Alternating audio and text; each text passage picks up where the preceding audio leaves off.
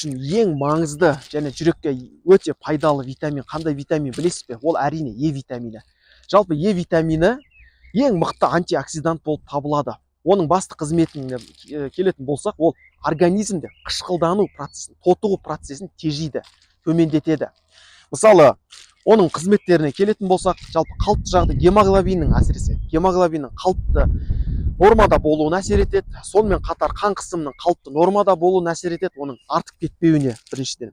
Және сонымен қатар Е витамині ол оттегіге өте сезімтал болып келеді. Жалпы осы оттегінің жүректің бұлшық еттеріне жақсы жетуіне, қамтамасыз етілуіне жалпы оттегімен өзіндік үлесін қосады.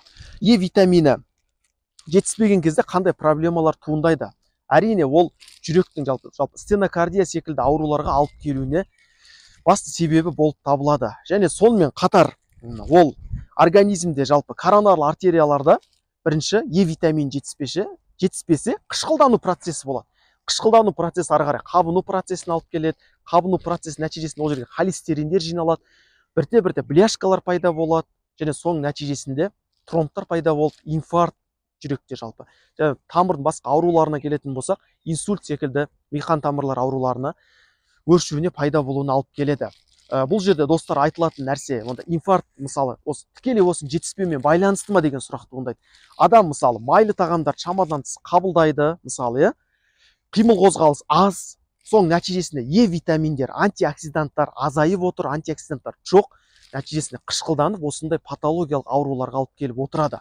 Сол үшін де қандай алдын алудың жолдары осы миокард инфарктының? Әрине салауатты өмір салты жалпы. Көп жағдайда интервалды ашығуды мысалға алып отырады адамдарда. Және сонымен қатар сіздің күнделікті қабылдайтын тағамдарыңызда осы витамин Е, жалпы антиоксиданттар көп болу керек.